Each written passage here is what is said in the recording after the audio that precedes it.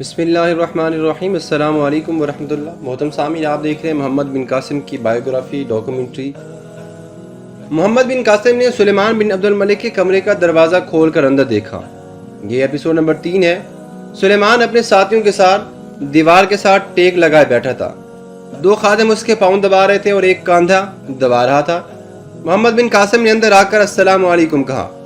سلیمان بن عبد الملک نے نہایت لاپرواہی سے وعلیکم السلام کہا اور پوچھا کہ تم کون ہو، یہاں کیا لینے آئے ہو اور مجھ سے کیا چاہتے ہو؟ محمد بن قاسم نے کہا، میں معذرت چاہتا ہوں کہ آپ کے آرام میں خلل ڈالا۔ میں آپ کو یہ بتانے آیا ہوں کہ میں ایک بہت اہم پیغام لے کر دمشق جا رہا ہوں۔ سلیمان بن عبد الملک نے نہایت لاپرواہی اور طنزیہ انداز میں کہا، تو جاؤ بابا، ہم نے کون سا تم کو پکڑ رکھا ہے؟ اس کے ساتھ وہ ایک زوردار کہکے کے ساتھ ہنس پڑا۔ اس کے باقی ساتھیوں نے بھی زوردار کہکے لگانے شروع کر دیے۔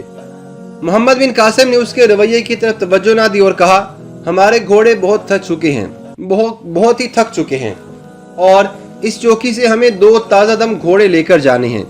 اس کے لیے مجھے آپ کی اجازت لینے کی ضرورت تو نہیں، مگر میں نے سوچا کہ ہمارے بعد آپ چوکی کے محافظوں کو برا بھلا نہ کہیں۔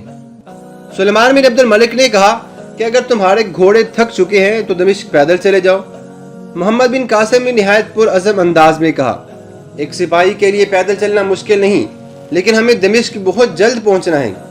سلیمان نے پھر طنز کرتے ہوئے کہا، اچھا تو تم سپاہی ہو، مگر نیام میں لکڑی کی تلوار ہے یا لوہے کی؟ یہ سن کر باقی لوگ دوبارہ ہنسنے لگے۔ محمد بن قاسم نے اپنی سنجیدگی دوبارہ برقرار رکھتے ہوئے کہا، اگر بازو میں طاقت ہو تو لکڑی سے بھی لوہے جیسا کام لیا جا سکتا ہے۔ میں پورے یقین سے کہہ سکتا ہوں کہ میرے نیام میں تلوار بھی لوہے کی ہے اور مجھے اپنے بازوؤں پر مکمل بھروسہ بھی ہے۔ سلیمان بن عبد الملک یہ سن کر حیران ہو گیا اور اپنے ایک ساتھی سے کہا، صالح، یہ لڑکا باتیں بہت کرتا ہے، ذرا اٹھو اور اس کے مقابلے میں آ جاؤ۔ میں اس سپاہی کے جوہر دیکھنا چاہتا ہوں۔ ایک سامنے رنگ کا لمبا آدمی فوراً اٹھا اور تلوار تھام کر محمد بن قاسم کی طرف بڑھا۔ محمد بن قاسم نے کہا، میں راہ چلتے ہوئے سپاہیانہ صلاحیتیں دکھانے کا عادی نہیں ہوں اور نہ ہی میرے پاس فضول وقت ہے۔ اگر میرے پاس اضافی وقت بھی ہوتا تو مجھے بے مقصد کہہ کے لگانے والوں کی کوئی پرواہ نہیں ہے۔ یہ کہہ کر محمد بن قاسم کمرے سے باہر نکل گیا، مگر صالح نے آگے بڑھ کر تلوار کی نوک اس کی طرف کرتے ہوئے اس کا راستہ روک لیا اور کہا، ارے او بے وقوف، اگر تمہاری عمر کچھ زیادہ بھی ہوتی تو میں تم کو بتاتا کہ بے مقصد کہہ کے لگانے والا کس کو کہتے ہیں۔ سلیمان بن عبد الملک نے صالح سے کہا، اس لڑکے کو جانے دو، اللہ جانے کہاں سے تلوار لے آیا ہے۔ اتنی دیر میں زبیر گھوڑوں کی لگام تھام کر آتا ہوا نظر آیا تو سلیمان نے صالح سے کہا، اب یہ کون ہے جو گھوڑے لے کر جا رہا ہے؟ صالح نے اس کی طرف دیکھا تو اتنی دیر میں محمد بن قاسم نے تلوار نیام سے باہر نکالی اور کہا، لگتا ہے کہ دور جاہلیت کے لوگ آج بھی اس دنیا میں موجود ہیں، تم ہمیں روک نہیں سکتے۔ صالح نے اپنی تلوار کی نوک محمد بن قاسم کے سینے کی طرف کی اور نہایت غصے سے چلایا، اگر تمہاری زبان سے مزید کوئی لفظ نکلا تو میں اپنی تلوار کو تمہارے خون۔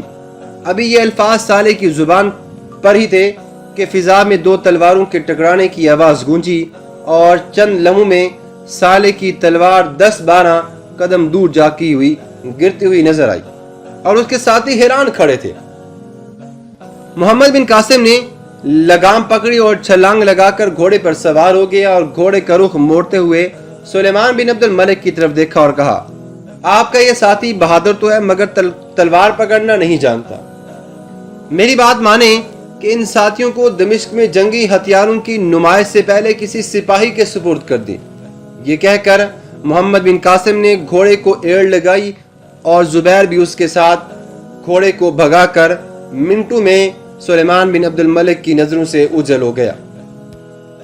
صالح شرمندگی سے اپنے ہونٹ کاٹتے ہوئے استبل کی طرف بھاگا، لیکن سلیمان بن عبد الملک نے ہنستے ہوئے اسے روک لیا اور کہا، اب زیادہ بہادری نہ دکھاؤ، تم ان لڑکوں کا کچھ بگاڑ نہیں سکتے، وہ لڑکا ہمارا مذاق اڑا کر بہت دور چلا گیا ہے۔ محمد بن قاسم کی شخصیت سے ہی اندازہ ہو جاتا تھا کہ وہ دین اسلام کا پکا اور سچا پیروکار تھا۔ راستے میں زبیر نے محمد بن قاسم سے کہا، کیا آپ کو علم ہے کہ سلیمان بن عبد الملک خلافت کا امیدوار بھی ہے؟ محمد بن قاسم نے کہا اللہ کریم مسلمانوں کو ہر قسم کے شر سے بچائے، آمین۔ زبیر نے محمد بن قاسم کی بات سن کر ثم آمین کہا اور پھر کہا آج میں نے آپ کے چہرے کو پہلی دفعہ اتنے جلال میں دیکھا ہے۔ صالح کا مقابلہ کرنے کے لیے جب آپ نے تلوار نکالی تو مجھے آپ کے زیادہ عمر کے تجربہ کار سپاہی محسوس ہوئے۔ آپ کو پتا ہے کہ یہ صالح کون تھا؟ یہ تلوار زنی کا بہت بڑا تجربہ کار کھلاڑی ہے۔ میں نے 1.5 سال پہلے اس کو دیکھا تھا۔ اسے اپنی مہارت پر بہت غرور تھا، مگر آپ نے تو اس کا سارا غرور مٹی میں ملا دیا۔ محمد بن قاسم اس کی بات سن کر مسکرا دیا اور دمشق کی جانب تیزی سے بڑھنے لگا۔ محترم سامعین، دمشق پہنچ کر دونوں نے جامع مسجد میں نماز عصر ادا کی اور قصر خلافت میں چلے گئے، جہاں امیر المؤمنین ولید بن عبد الملک نے ان کی آمد کی اطلاع پاتے ہی انہیں فوراً اندر آنے کا حکم دے دیا۔ جب یہ دونوں دربار میں پہنچے تو خلیفہ ولید بن عبد الملک نے دونوں کو باری باری سر سے پاؤں تک دیکھا اور پوچھا تم دونوں میں سے محمد بن قاسم کس کا نام ہے؟